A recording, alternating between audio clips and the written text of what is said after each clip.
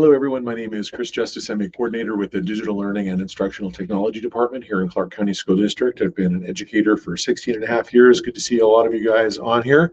A lot of familiar faces and names too. Welcome. Thanks for everyone who has their camera on, and everybody else, welcome. Good to see you guys online here. Today we're going to be getting into unlocking AI in your instruction. Excuse me. Take a look at the text in red there. It says, before we begin, select a standard or topic to develop classroom resources using AI. Today, I designed today's session here to kind of give us an opportunity to get and play around with Gemini and actually Canva as well. Some different AI platforms that you can use to help supplement those Tier 1 instructional materials that we have available to us as instructors and educators here in the district. Excited to be here. Gemini is pretty cool. I'm sure that you guys are using Gemini in some capacity, AI in some capacity so far in your job. Give me a thumbs up if you've opened up Gemini. Give me a thumbs up. You can use the not only your camera, but also the emojis in the chat. Welcome, everybody. Very cool. Okay, nice. Yeah, nice. It looks like we're all in there. If you've not yet opened up Gemini, you might want to go to gemini.google.com and log in right now. Make sure that you're doing this with your nv.ccsd.net account. If you're just joining me for the first session here, I know that I just finished up a session at 11:30, and I was talking a little bit about the differences between our enterprise version of AI here in the district is Gemini versus like ChatGPT or Claude. Those as of right now are not currently on the safe list. So in our capacity as educators, it would be best practice for us to use Gemini and the other AI related platforms that have been approved, like Canva AI, and I think School AI, Magic School AI, I believe is also an approved AI system. Anyways, and then stay away from ChatGPT. I use the ChatGPT for my personal stuff, right? Chatting with that. And then I keep it very separate from my professional AI platform, which is Gemini. One of the big differences between the two platforms here is that ChatGPT will remember context and remember who you are, even referencing conversations that you've had with it before in the past. Gemini doesn't do that. That feature in our district has been turned off. It's a good thing, right? We might we don't want to violate privacy laws, and in case we do, that information there won't go anywhere else. But it also every time that we interact with Gemini, we'll have to give it brand new context as well as we start to chat with it. So I guess that's a good thing and a bad thing, right? Bad thing in that we have to always constantly remind the Gemini that we are, ninth grade biology teachers in a large urban school district. But giving that context and that clarity is really important for our conversations that we have with Gemini. So let's get into it here. Welcome everybody to today's session. This should be interesting as we explore some different applications for AI in our classrooms. Take a look. We've got our learning intention here is that we're going to leverage Canva, Gemini Canvas, and Gemini Notebook to design interactive, standards-aligned instructional resources and AI-driven student supports. You might wonder, Gemini Notebook, what is that? As of like last week, it was called Notebook LM. Some of us might have heard about it before. Google rebranded Notebook LM to just good old-fashioned Gemini Notebook, although I believe you can still access Notebook LM from notebooklm.google.com.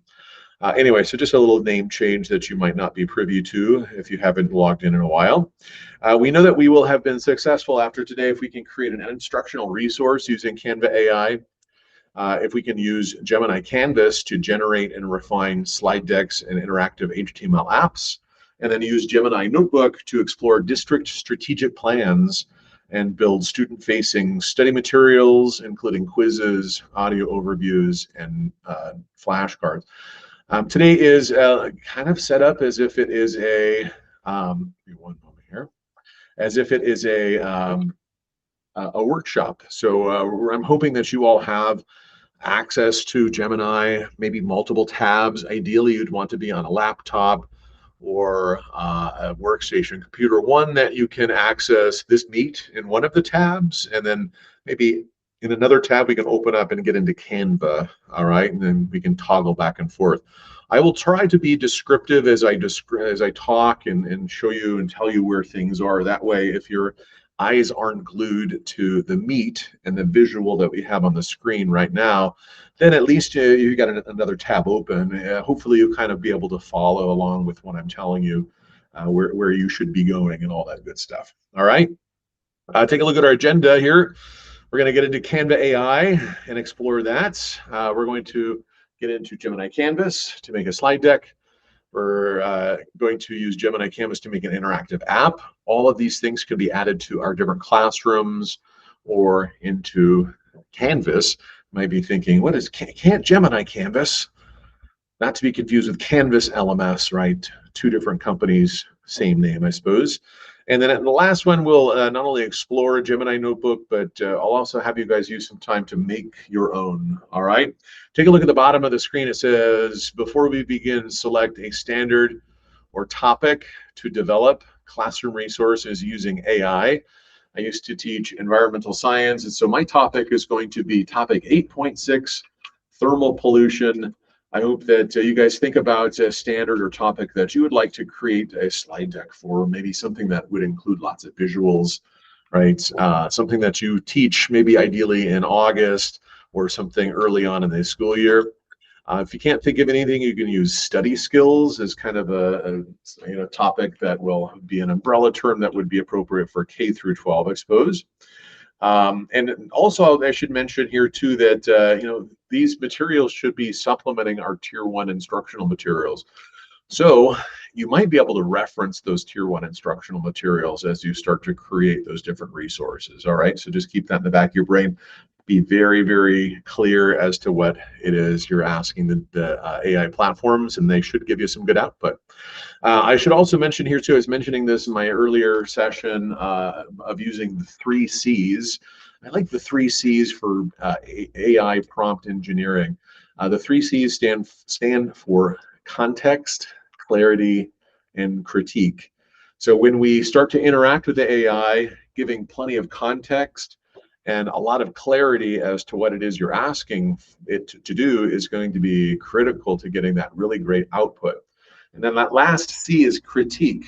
Go through, vet the materials, right? You're checking it for accuracy, looking for biases that might be present in the output.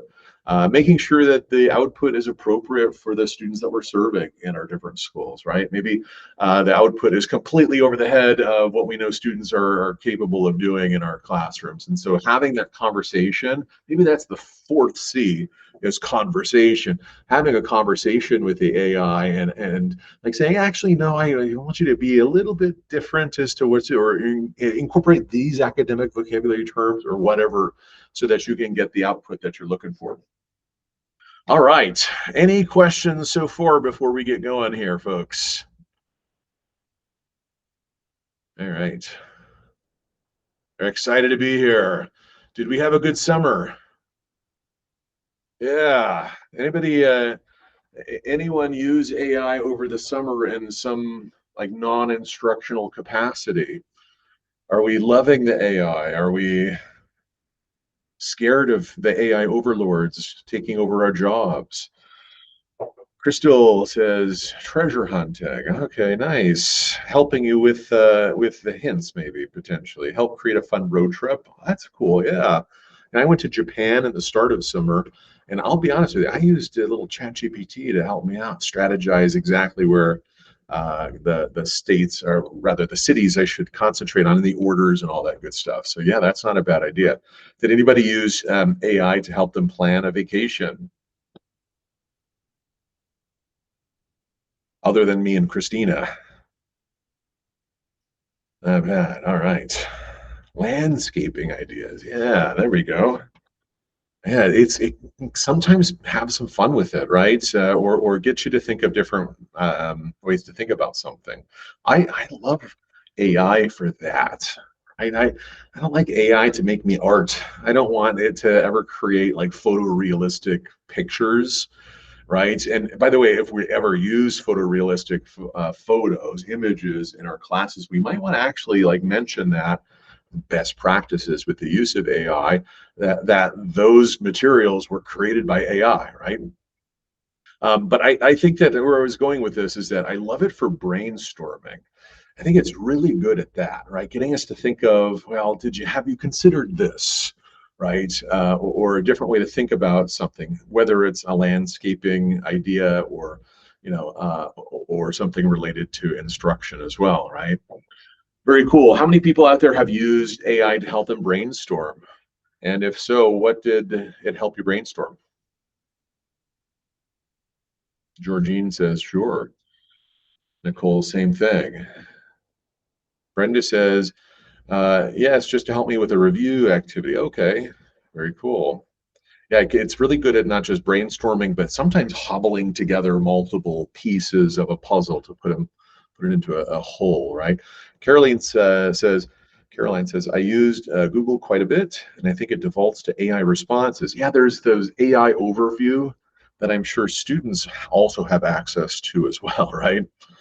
But prompted for additional info. Got some bulletin board ideas from Indiana. Very cool.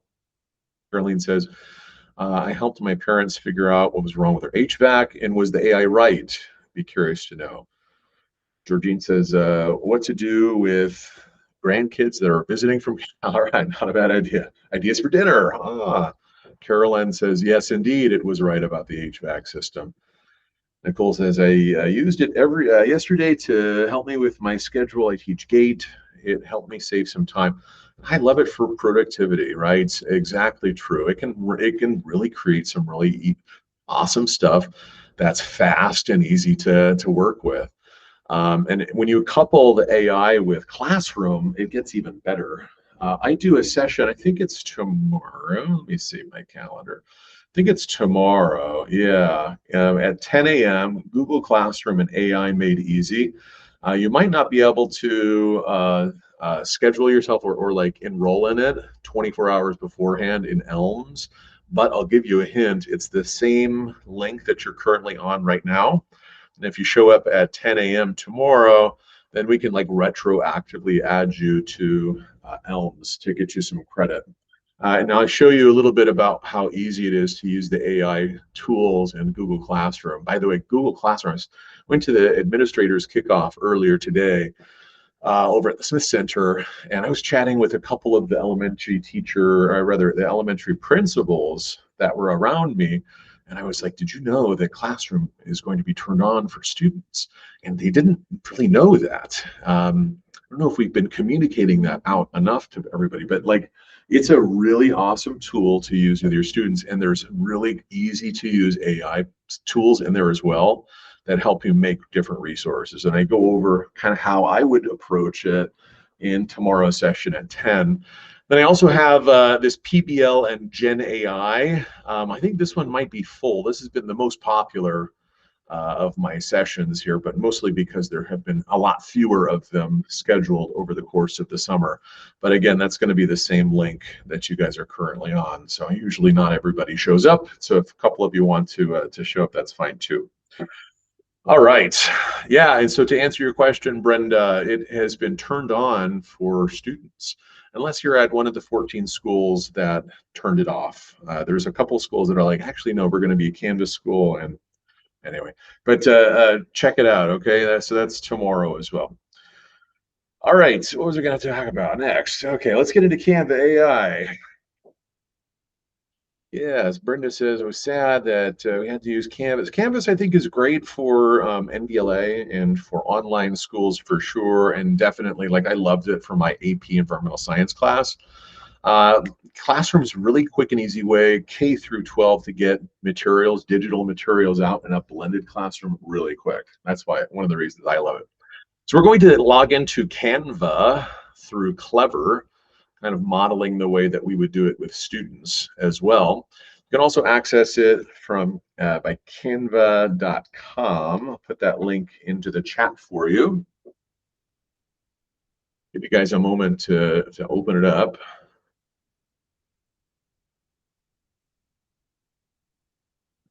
All right.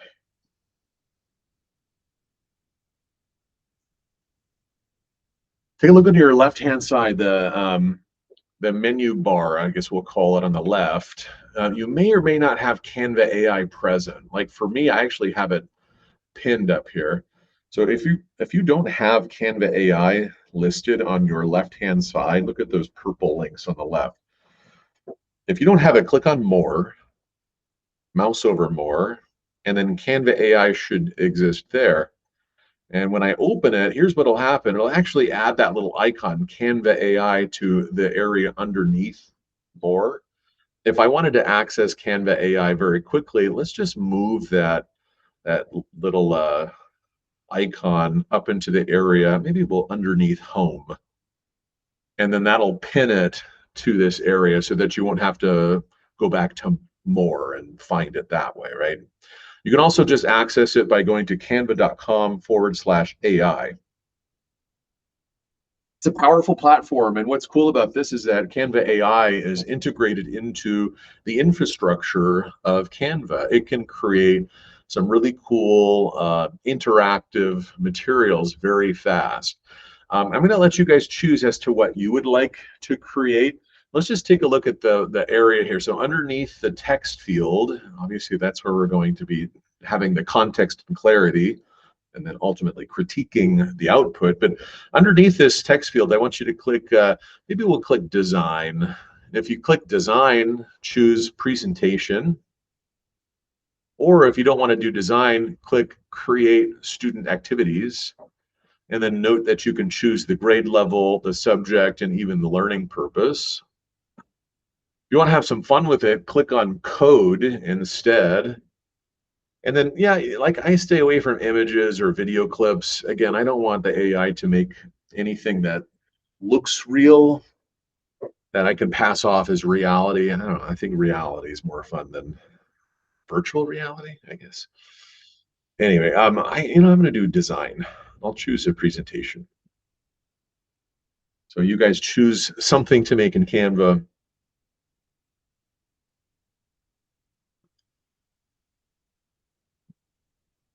And then let's use context and clarity. All right. Earlier, I asked you to choose a topic. Let's give lots of context. So I am a sixth grade teacher. Name the school, or you can say in Clark County School District in Southern Nevada, right? I teach science.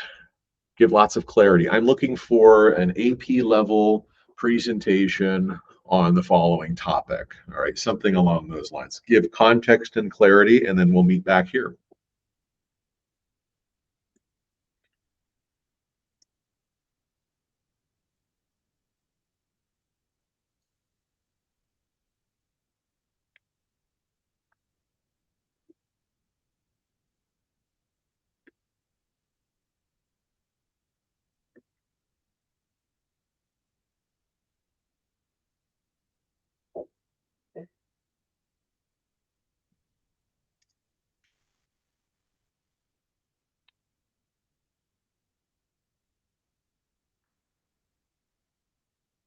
How do you spell pertinent? Give me a minute. I know this pertinent. There we go. Can't spell anymore in the age of AI.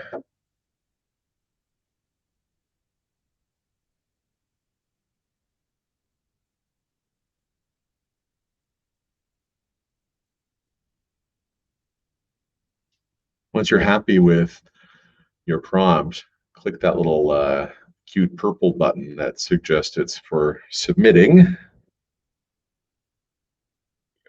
And then Canva AI will take it away.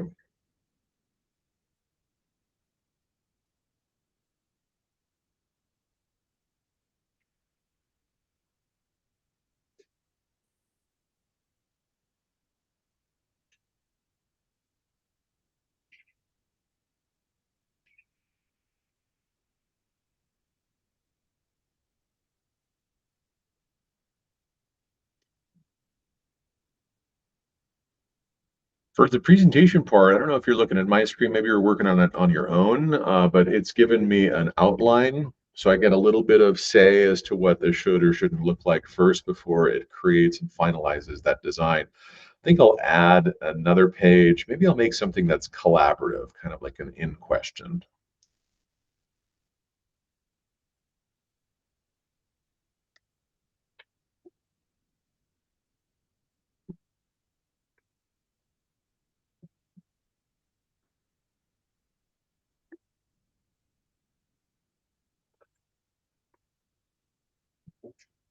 I click generate design. Maybe you're making an activity though.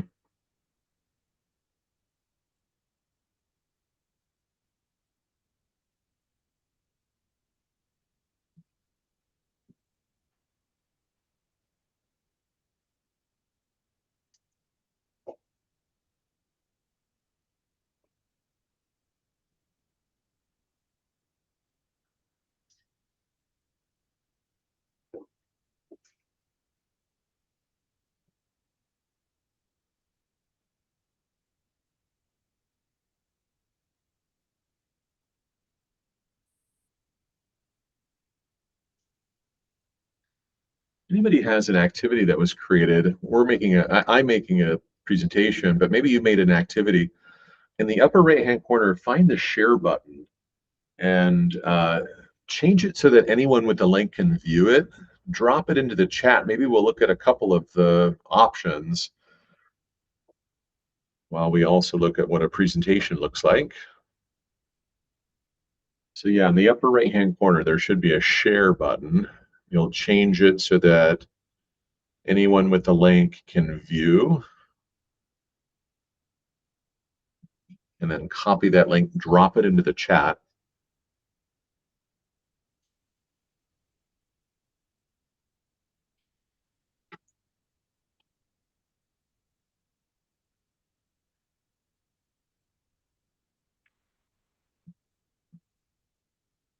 Looking at mine. So I was mentioning this in my earlier session. There's this 90-10 rule when we create anything with AI. AI can help us do 90% of the legwork, the hard part, formatting a slide deck, right? Putting in all of the little pictures and stuff, right, to make it look gorgeous and make it feel like somebody created this with some care. But it's that extra 10%, right? So 90% of the work can be done by the AI. It's the extra 10% that we do that adds the magic, that adds the human back into the process. Clark County School District has AI guidelines that ask us to keep humans in the loop.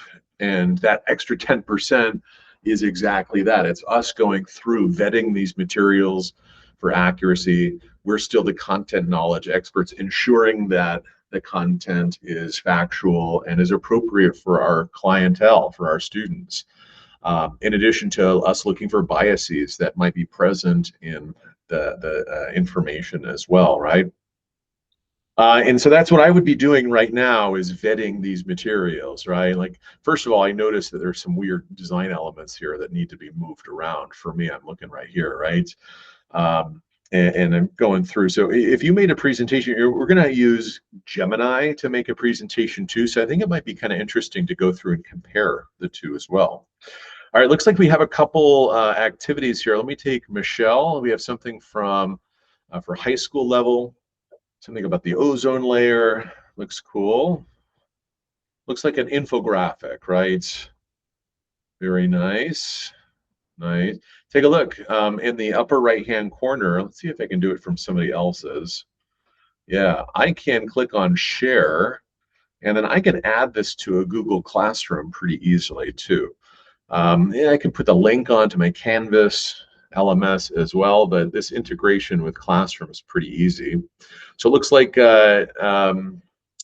Michelle created a nice infographic. Here's something that Barbara made for middle school. Let's check this out. Oh, all right. What kind of irks me a little bit about this is that, like, I'm assuming maybe you didn't do this, but like this kind of assumes that we're going to print it out. And so because of that, we've got an area with name and the little line right there that the students would presumably write in pencil their names. I don't know if we necessarily need that. I don't know. I'm just throwing that out there because, again, I can click on share and I can put this into a Google Classroom pretty easily. Students won't print it out. In fact, I was an environmental science teacher, if we're concerned about the environmental impact on AI, we should also be concerned about the environmental impact of paper use. We could really make a huge dent in the amount of paper that we go through by just relying on digital handouts instead of paper-based ones. But that looks pretty good. I mean, so that was just an aside, I suppose. But yeah, this looks like a pretty traditional opportunity. That looks like there's an answer key at the end. Very nice. All right, let's take a look. We've got middle school, high school, and here's something for elementary school. This is a presentation. Pretty cool. Again, yeah, something that it looks like we'd probably have to really format some of these materials here to make it appropriate. Looks like I can edit it. I'm going to do that so that we can read it. When you start to make this, this was Alicia, I believe. I want you to compare your presentation to the one that Google makes, and we can kind of double back on that. And again, yeah, that's something interesting that Nicole made. Maybe something that doesn't necessarily exist in paper, certainly only within the Canva realm. But yeah, it looks kind of interesting. A process. Students are going to be making something. What's wild is that, Nicole can click share and then she could have, I don't have the rights to do this, but she could change it such that you have a group of 5 or 6 kids working on one of these digital artifacts.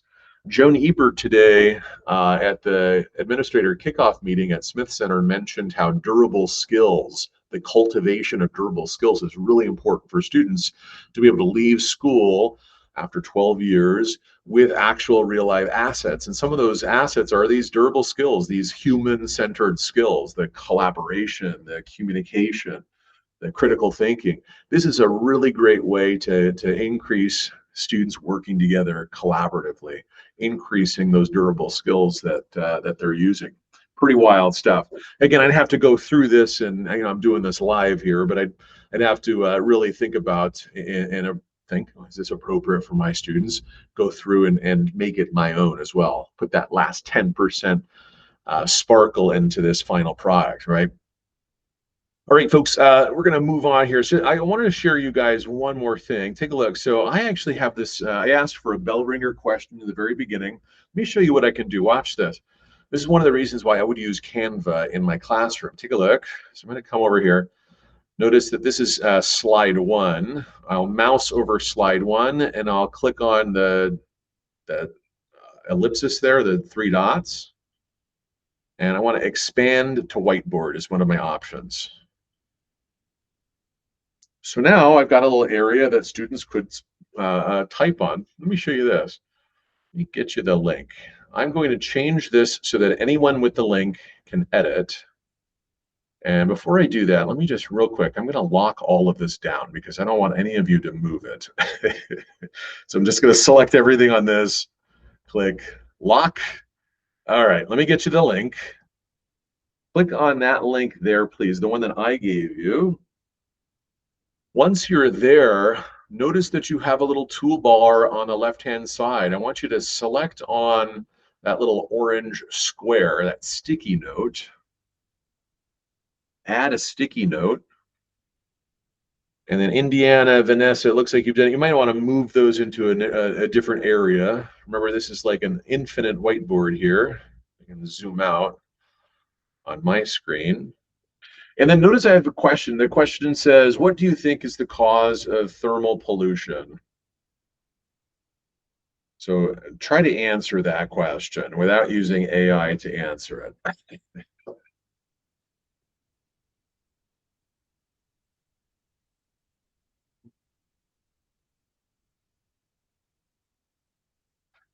Indiana says, human activities. All right.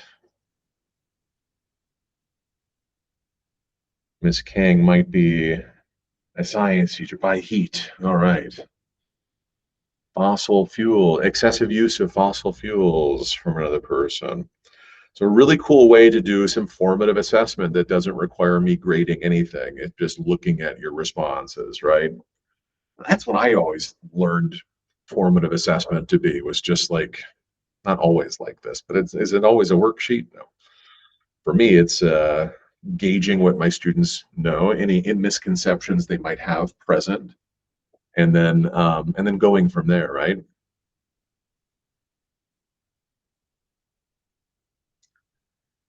Yeah, something bad for the air. Okay, fun stuff. I'm going to, so you kind of get the point. I can, again, increase my collaboration. I can get my formative assessment going right here, right at the start. You know what I could do here is add another slide later on with the same question. What do you think the cause of thermal pollution is? And then compare generally what everyone said. Wow, somebody just selected all of those and changed the colors. This is one of the problems with Canva. So watch what I'll do if it starts to get carried away. Not that we're getting carried away, but like think about teenagers would be doing this all the time, just deleting everything, right? So I'm going to come up here to the share, and then I'm just going to change it so that anyone with the link can now view, and all of a sudden now you shouldn't be able to change anything. And then you can go after Johnny for deleting everyone's responses. Why did you select all and delete? Let's see if I can do anything else with this. So I selected all of those. Let me come over here. Yeah, take a look at what I'm going to do. So go back to the Meet screen. So imagine that I had like 40 students that all did this. I selected all of your responses. I right-clicked on those, and notice that there's this magic right. This is also AI integration as well. So I can choose magic right, and I can create a summary of everyone's responses really quickly. So let's click create summary. And now all of a sudden I've got some quick text here that helps me summarize all 40. Everyone generally thought that it's caused by heat and excessive use of fossil fuels. It results from excessive heat generated by human activities, and it's considered harmful to the air. As we go through this lesson, right, now we can address some of those misconceptions and ideas. Pretty neat, I think. Here's another thing. I want you guys, let's see, let me find, okay, I want you to go to 4. So by 4, go back to the slides on Canva, following that link. Watch what else I can do. I can use a little bit more AI. I'm going to select the content. Let me see if this is going to work. I'm going to select the content as the teacher. I'll right click. I'll go down to generate quiz. Now we can make another instant formative assessment. So I want you guys, let's see, maybe I'll expand this as a whiteboard so I can kind of move this off to the side. Yeah, there we go. So go to slide 4, please. And even without me giving you edit rights, I feel like you can still select an answer. Tell me if that happens. So the question is, how does thermal effluent impact the ambient temperature of water?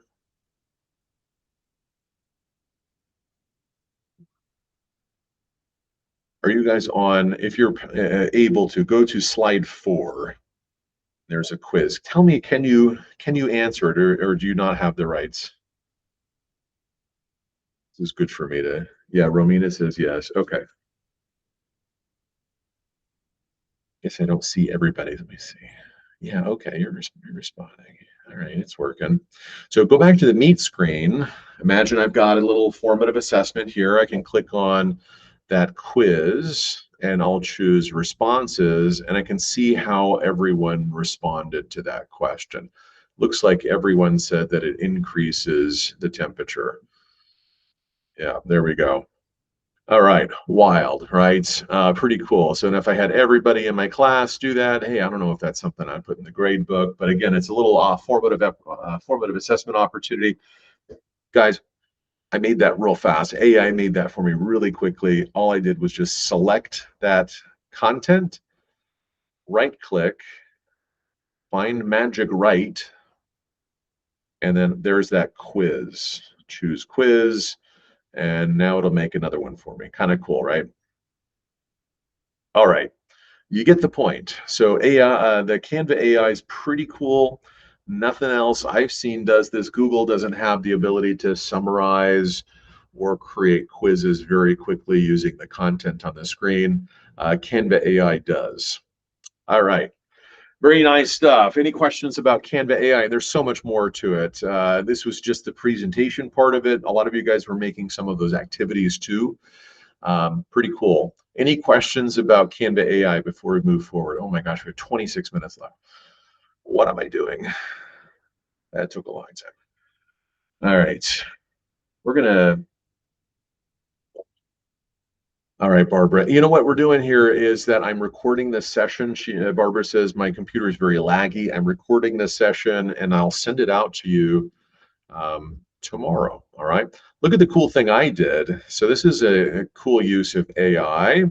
I love gems. I've switched over to Gemini. You can make your own gems. I wrote this. So to go to gems, click on gemini.google.com/gems. But let me show you this thing that I created. I made this one pager takeaway gem. What a gem is a prompt that you can use over and over again. So I've already written the prompt, and the prompt will be every time I upload a transcript from one of my PL sessions, take out all the good stuff and make a one pager takeaway that I can email to respondents. So take a look at this. I'll click on this. So the gem and the prompt is already written. All I have to do now is add in my notes or the transcript from one of my sessions. I finished my session on using Ignite AI and Gemini in my Canvas course about an hour and a half ago, and I click insert. What it's going to do is read the transcript from the 60-minute session that I did and create for me a takeaway, something that I can send to all of my participants. It's pretty wild stuff, use of AI. Yeah, hey, last session I talked about the 3 C's of AI prompting. I also talked about the 90-10 rule and all that good stuff. So cool use of AI and gems. That was just a quick demo. Let's get back to this. So I want to transition to Gemini Canvas. We're going to make a slide deck that way, all right? So here's what we'll do, folks. I want you to go to gemini.google.com or click on the link in the chat. There we go. All right. That center text field is exactly where we have that conversation with Gemini. And let's create some similar prompt that we did with Canva. Right, we're going to be giving lots of context and clarity. Let's make a slide deck. Before we type in anything, though, I want you to click on that plus sign and choose Canvas as your tool. So if you don't see Canvas, it might be underneath More Tools. Choose Canvas first, and then create a slide deck on topic. I am an 11th grade teacher.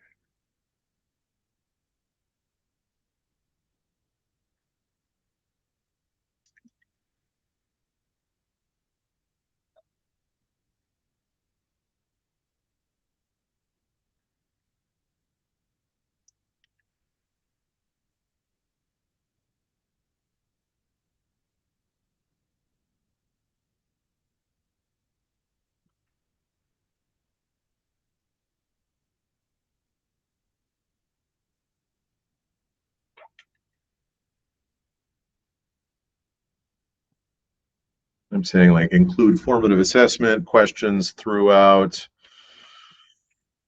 See if it does that. We're putting it through its paces, right? Include a practice FRQ at the end. Maybe I'll do like a quick write.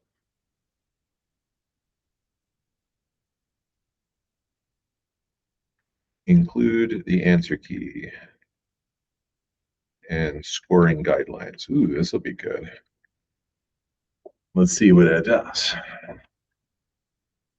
Sometimes it listens, sometimes it doesn't. Right. Here, I'll put my but put my prompt here in the chat. You wanted to make it your own. All right. And we'll click submit.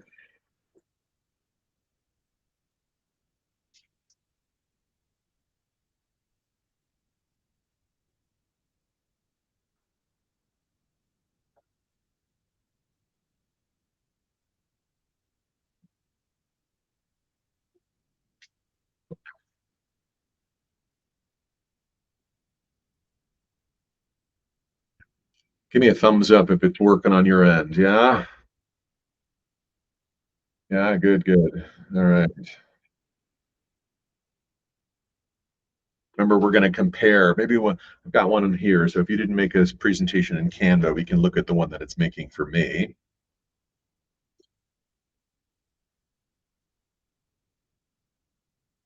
Remember, Canva gave me the option, like a step, to be able to organize exactly what those slides look like. That doesn't happen here.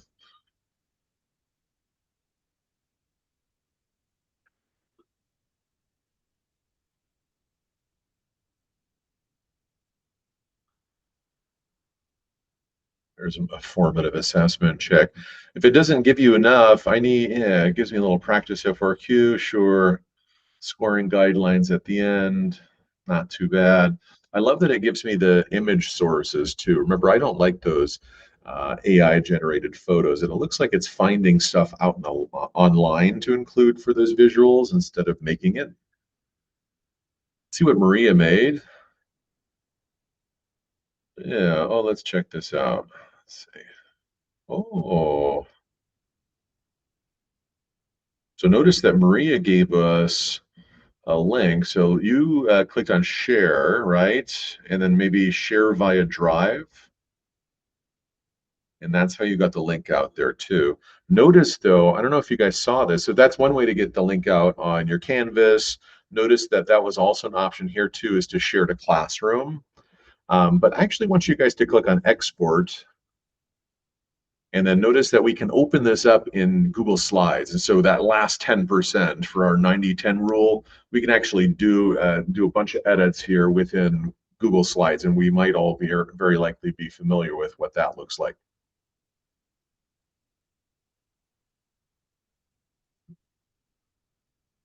Give it a second. So click export. While I take a look at what Maria made.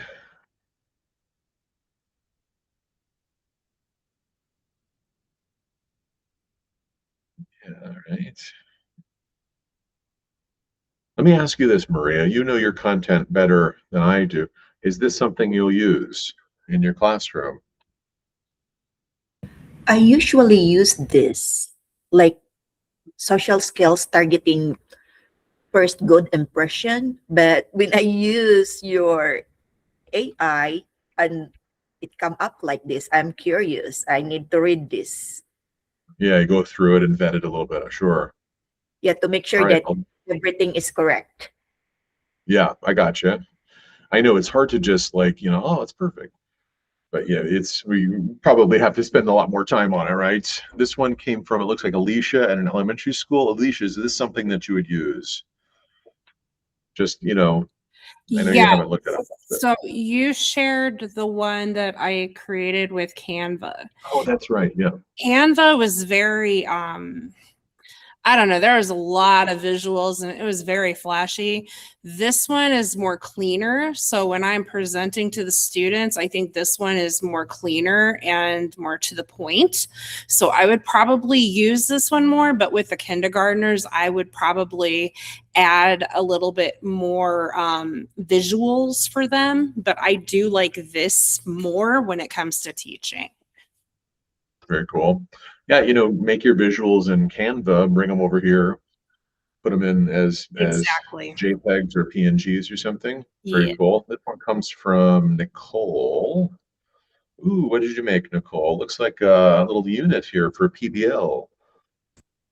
Yeah, it's based off the environmental standards in third grade. So it kind of Okay. goes beyond animal adaptation into evaluating environmental disturbance. Is this something that you would use? It's a good starting point. I think I'm going to Okay. need to do some revisions. Yeah. But it's a good, basic template. Yeah, check out my if you want to come to my PBL session tomorrow, I have kind of an example as to how I would structure a PBL unit in Canvas. Okay. And so how, like, sometimes I think about PBL, I'm like, I don't even want to know what to do with it, but I give you a little structure to show you how I would do it. And of course, there's no one way to do any of these, but yeah, this looks interesting. It certainly is. an interesting topic for sure. Hmm. All right, very cool. Last one here from, who was that? Sorry, Carolyn. Standard 8.0. Ooh, we got a real live standard here. So this is, looks like an ELA standard. Is this something that you would use? Yes, absolutely. And I'm really excited about it. Admittedly, I haven't, read the whole thing yet, but Yeah. what I'm seeing is really exciting. Yeah. Very cool. Yeah, middle school. Yeah, I see a little reading opportunity there. Very cool. Let's go back to and very good. Thanks for sharing everything, you guys. Here's what we're going to do. I want you to go back to the original thread. What am I saying? The original prompt. And what I'd like to do is so I want you to continue to have Canvas. So don't click out of that. We're going to reprompt, and we're going to say, create an interactive app for the same topic, something like that. Let me copy this. I'll put it into the chat here if you want to just copy paste what I put, and watch what it's going to do. Okay. Give me a minute.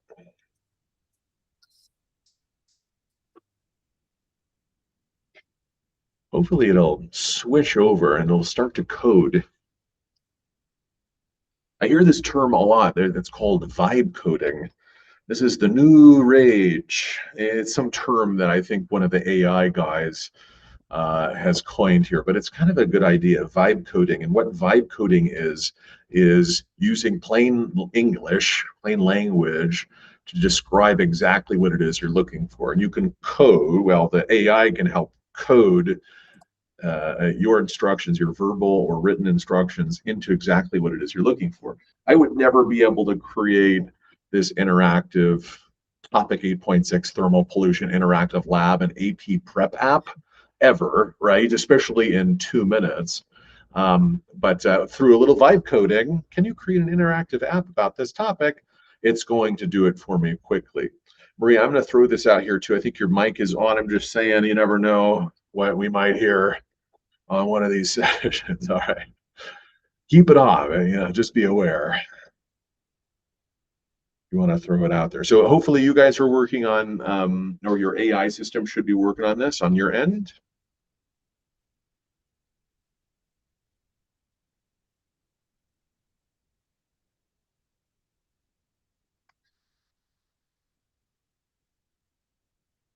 All right. This is a pretty wild, look at this. For mine, free response questions are a big part of the test. It's like 40% of the test. And it looks like the AI system here included a little tab here that allows students to practice on a free response question. Look at this, evaluate response with Gemini AI. I kind of don't believe that that's going to work. But let's see, I think it is the runoff. Let's just see what it does. No. AI is going to grade it for me? No, come on. Look at that. Oh my God, that's insane.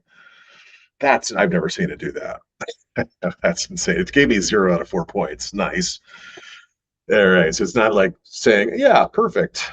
Look at that.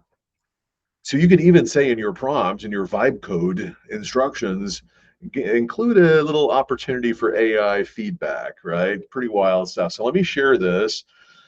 So in the upper right-hand corner, I can click Share Export. I can either share this to my classroom, or better yet, if I wanted to put this into my Canvas class, I'll click Share via Drive, click Proceed, and then let's check this out. See if you folks can get this on your end. Just like a doc, I'll change the access here to anyone with the link can view. And then let's put this link into the chat. Click there, and that's a really easy way to get an interactive app out to students quick. Now, for me, I think the real value in one of these interactive apps is for your students to make these. Like, sure, it's fun for the teacher to make it. Here's what I made for you. What if the kids made it? Right? That's teaching them ethical AI use. That's teaching them vibe coding. That's teaching them autonomy. That's putting them in the driver's seat of their own education, is them using it. Now, some of us might be working at a school where it's not going to be turned on for students, but I'll tell you this much, whether or not it's turned on for students, they're using AI. So I be a proponent of this with your principals and say, hey, we need to turn this on for kids, because when that happens, you can at least model the proper use of AI instead of the kids just doing the Wild West where we're pretending like they're not accessing it at ChatGPT on their own, right? At least they'd be using the district approved AI model too. I'm just throwing that out there, right? And by the way, the district improved model seems to get improved every single turn of the week, really. I mean, I've never seen AI feedback before. It's insane. All right, pretty cool stuff. Did it work for you? Give me a thumbs up when you clicked on my link in the chat. Did it work? Yeah, pretty wild stuff. I can get that link where if I can get a link into the chat here in our meet, I can get that link onto my Canvas class as well. I'm curious though, with that said, I think kids might need to have Gemini turned on for them to actually use it. Let's just for fun, we're going to put this into an incognito window. I'm curious now. Yeah, look at that. If I'm not logged in, I can't access. That's one limitation, I guess, and one of the reasons why we should be telling our school site administrators, turn it on so we can teach with this stuff. All right, I know it's really scary, but anyway. All right, let's finish up, folks. Let's do this. We got one last thing on our agenda here, and that's Gemini Notebook. More than enough time to chat about it because I'm going to let you loose, cut you loose, so you can explore on your own. Let's do this. I'm going to have you guys actually get into a Google Classroom. So Google Classroom is a really easy way. Welcome to the new Google Classroom home. Yeah, I wonder what it's going to do. Give me a minute.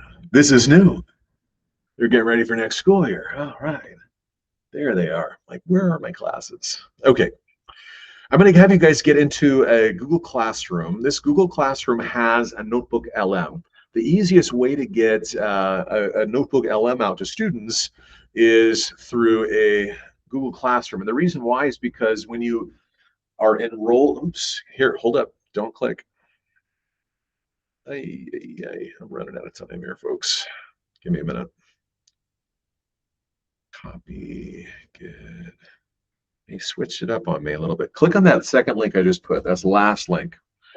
The reason why you'd want to use a Google Classroom, if I just tried to get you the Gemini Notebook, the Notebook LM link out to you, you don't exist in a group.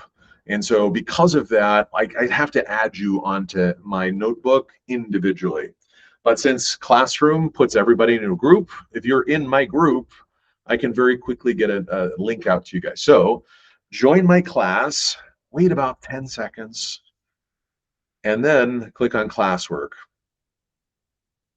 And I want you to click on Notebook LM on the destination district. While I'm chatting to you a little bit about what a Notebook LM or Gemini Notebook is. What this is a source-grounded AI platform. I can add sources to my Notebook LM, and as I chat with the AI's answers only come from the sources that I add. So this is a really great way to add some guardrails onto this process. And another reason why we should have Notebook LM and Gemini turned on for students at their schools. If you're looking at my Meet screen on the left-hand side, this is where I can add sources. I can add PDFs, websites, slide deck from my drive. I can find things online if I wanted to. Notice I only have one source, and it's the Destination District Strategic Plan. And part of that strategic plan asks us to teach durable skills. And so what I want you to do in the center is where we interact with those sources. The very bottom center, I want you to ask a question. You're going to ask, what are durable skills and how do I teach them to my 11th grade, 6th graders, whatever it is? I keep asking the same question. So my AI is going to be like, why do you keep asking this? There's my prompt.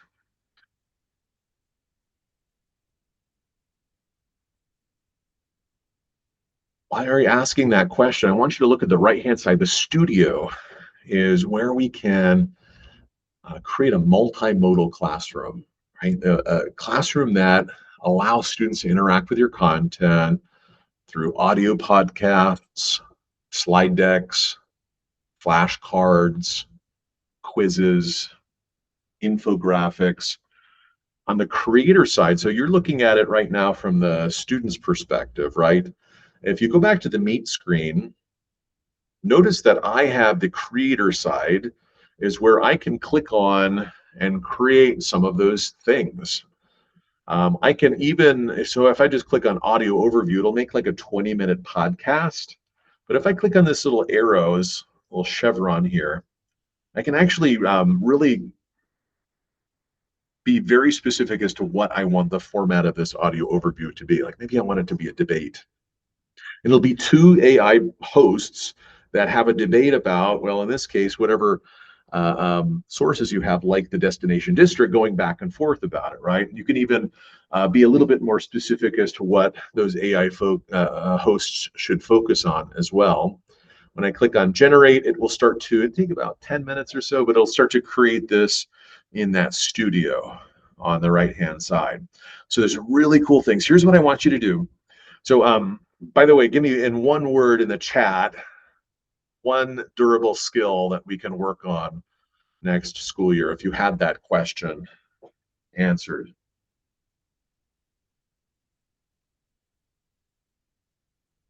What's one durable skill? Ah, like that.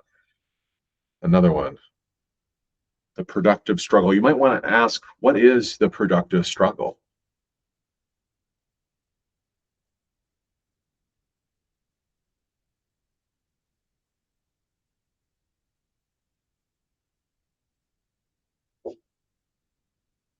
Character traits, creativity, having students use Canva, giving them the opportunity to do that. Yeah, it gave me a list. Financial literacy, even. Everyone's always complaining, when are they going to teach me about taxes? Well, maybe this is what we might be able to do, right? I don't know if that's appropriate for my class, but you get what I'm saying, right? Adaptability. That's huge for teachers too. You never know what's going to be thrown at you. Communication skills, not just written, but also oral, even digital citizenship, right? And digital literacy is a type of communication as well. Very cool. Engagement and critical thinking. I want you guys, you folks at the top, so go back to the Notebook LM, the one that we were using on the destination district. As we close out today's session, I want you to do two more things. I want you to, one, explore one of these items in the studio. Notice that some of them are interactive, like this audio podcast here. Check this out. Let's push play. Welcome to today's deep dive. You know, for the better part of a century, the K through 12 I can education join it. system has, well, it's kind of run on this very Whoa, did someone just break the fourth wall? Let's hear it. Hey, what are durable skills? What are durable skills?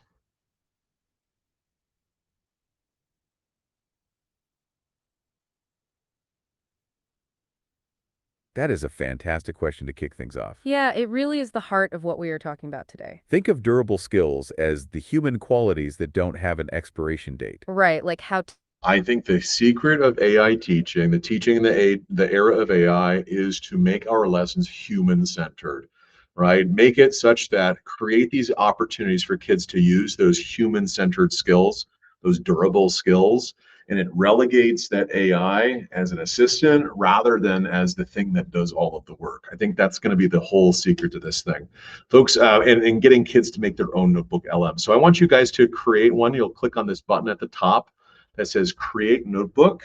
Let's add that slide deck that you made earlier, and then maybe some of the other stuff that you might have in your drive, and explore Notebook for the next 20 minutes. Ladies and gentlemen, I appreciate you guys hanging out with me here today. I do this thing called the Digital Learning Lab. It's 30 to 45-minute PL session that we do at your small group PLC. Let me know if you're interested and I can hook you up with that. I'll also put the link and the information in that one-pager takeaway that I'll send to you probably tomorrow morning. This is the link to the feedback survey. If you guys could be so kind as to fill that out. Today's session is called Unlocking AI in Your Instruction. Today is July 28th, and my name is Chris Justice. I appreciate you guys hanging out with me here today. You can finish this offline. It's 2 p.m. Our 60 minutes is up. I appreciate all of you guys hanging out. Be well, enjoy the rest of your summer, and have a really awesome school year, all right? Thanks for me to be well. Caroline, have a good one, guys. See you, Christina.